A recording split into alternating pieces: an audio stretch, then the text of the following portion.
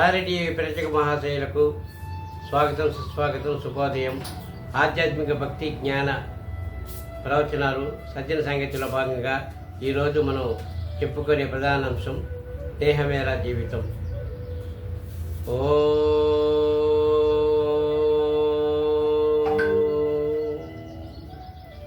గురుర్ బ్రహ్మ గురుర్ విష్ణు గురుర్దేవో మహేశ్వర గురు సాక్షాత్ పరబ్రహ్మం తస్మై శ్రీ గురవే నమః.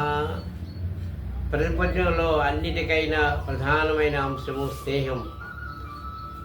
మనము 3 ఏళ్ల వయసు నుంచి ముదుసలి వయసు వరకు ఎవరైతే స్వచ్ఛంగా ఒకరినొకరు అభిమానించుకుంటూ ప్రేమించుకుంటూ ఒకరి బాధలు ఒకరి కష్టాలు ఒకరి సుఖాలు ఒకరు పంచుకొని జీవనం సాగిస్తారో అదే నిజమైన స్నేహం. స్నేహమేరా జీవితం, స్నేహమేరా శాశ్వతం, స్నేహమేరాకున్నది, స్నేహమేరా పెన్నిది. హై స్నేహమేనా జీవితం, స్నేహమేనా శాశ్వతం అంటూ స్నేహం యొక్క విలువలు ఎరిగి కడదాకా తోడు నీడగా కష్టసుఖాలలో ఎవరైతే మనతో కలిసిమెలిసి ఉంటారో వారే నిజమైన స్నేహితుడు. పురాణాలను చూస్తే మనము శ్రీరాముడు గుహునితో స్నేహం చేశాడు, అలాగే దుర్యోధనుడు కర్ణుడితో స్నేహం చేశాడు. సాక్షాత్ భగవత్ స్వరూపుడైన శ్రీకృష్ణ పరమాత్మ సుధాముడు అనే కుచేరుడితో స్నేహం చేశాడు. కుచేరుడు అంటే చినిగిన వస్త్రములు ధరించిన వాడు కుచేరుడు. అతని పూర్వనామము సుధాముడు. సుధాముడు శ్రీకృష్ణుడు ఇద్దరు చిన్నతనములో సాందీపుడు అనే గురువు వద్ద విద్యను అభ్యసించారు. ఆ సమయంలో గురువు గారు ఏం చెప్పినా అది తూచా తప్పకుండా కృష్ణుడు కుచేరుడు చేసేవారు, తెలివైన వారు కూడా. ఒకసారి సుధాముడు తన ఇంటి వద్ద నుంచి అటుకులు తీసుకుని వచ్చి తింటుంటాడు. కానీ బాల్యమిత్రుడైన శ్రీకృష్ణునికి వాటిని చూపించడు, మరుగున దాచుకుని తింటుంటాడు. శ్రీకృష్ణుడు అడుగుతాడు, కుచేలా సుధామ ఏమి తింటున్నావు రహస్యంగానే, ఇది ఏమీ లేదు అని చెబుతాడు, అబద్ధం చెబుతాడు. సరే, వారి విద్యాభ్యాసం పూర్తయిన వెంటనే శ్రీకృష్ణుడు ద్వారకకు వెళ్తాడు. కుచేరుడు తన గ్రామానికి చేరుకుంటాడు. చాలా కాలం తర్వాత సుధాముడు వివాహం చేసుకొని 10 మంది సంతానాన్ని పొందుతాడు. కటిక దారిద్ర్యంతో తినడానికి తిండి లేక, కట్టుకోవడానికి బట్ట లేక చాలా దారిద్ర్యంతో జీవనం గడుపుతుంటాడు. చేసేది లేకుండా ఎన్నో అవస్థలు పడుతుంటాడు. చెరసాలకు కూడా పోతాడు ఒక్కొక్క సమయంలో. ఆ సమయంలో కుచేరుని భార్య చెప్తుంది, ఏమండి, మీ చిన్ననాటి స్నేహితుడు ఉన్నాడు కదా శ్రీకృష్ణుడు, అతను ఈరోజు ద్వారక పట్టణానికి మహారాజుగా ఉన్నాడు, యాదవరాజుగా రాజ్యం ఏలుతున్నాడు. అతని వద్దకు పోయి ఏదైనా సహాయం కోరకూడదా అని ఆమె అర్థిస్తుంది. భార్య మాట కాదనలేక బిడ్డలు చూస్తే వాళ్ళ ఆకలి దప్పులు తీర్చలేని స్థితిలో సరే ఒప్పుకుంటాడు.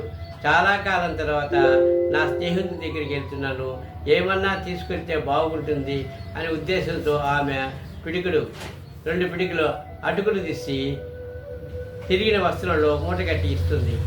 దాన్ని తీసుకొని ద్వారక నగరానికి వస్తాడు. అక్కడ ద్వారక నగరంలో అక్కడ ఇక్కడ శ్రీకృష్ణుని మందిరం ఎక్కడని అడుక్కుంటూ విచారిస్తూ వస్తాడు. తీరా మందిరానికి వచ్చిన తర్వాత మందిరానికి ఇరువైపులా ద్వారకా నగరానికి మందిరానికి ఇరువైపులా భటులు, అయ్యా ఎవరు మీరు అని ప్రశ్నిస్తారు.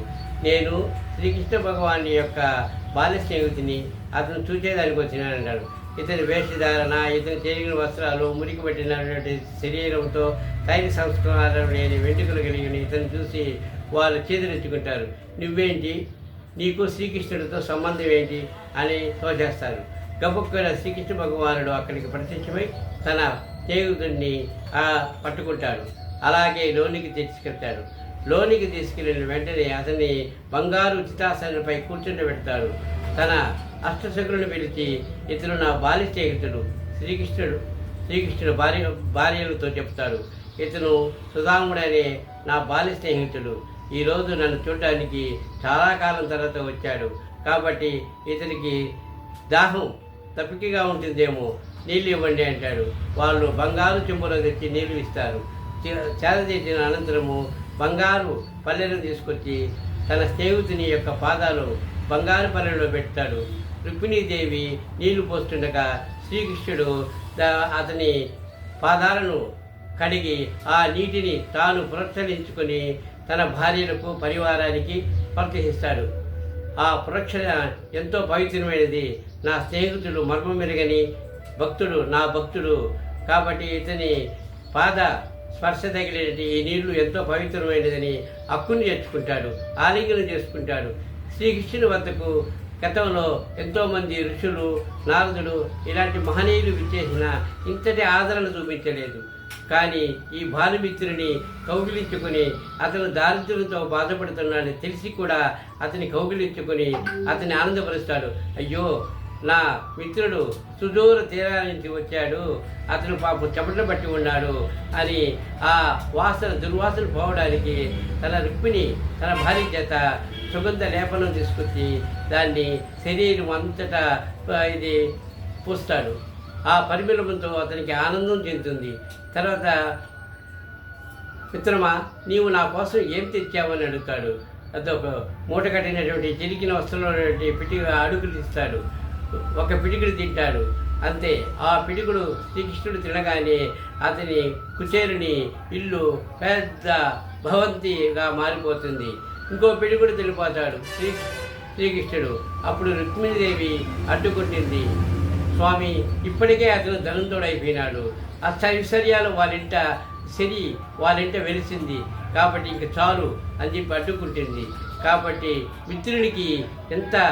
మిత్రుని యొక్క ఔదార్యాన్ని, మిత్రుని యొక్క సేవ ఎలాంటిదో మనము ఈ పురాణ కథల వల్ల మనం స్పష్టంగా తెలుసుకోవచ్చు. అలాగే దుర్యోధనుడు, కర్ణుడికి రాజ్యం లేదని అందరూ స్వీకరించుకుంటారు. దుర్యోధనుడు తన అర్ధరాజ్యాన్ని, అంగద రాజ్యాన్ని ఇచ్చి ఆయన్ని సత్కరిస్తాడు. కాబట్టి స్నేహం అంటే అలా ఉండాలి. బాబా కూడా, షిరిడి సాయిబాబు కూడా చాందిమియా అనే స్నేహితులతో చాలా చక్కగా ఉండేవాడు. ముస్లిము, హిందూ అని తేడా లేకుండా కలిసిమెలిసి ఉండేవారు. మనం కూడా స్నేహితుల పట్ల మర్యాద కలిగి ఉండాలి, స్నేహితులకు గౌరవం ఇవ్వాలి. సుఖాలలో కాదు, మనకు స్నేహితులు కావాల్సింది.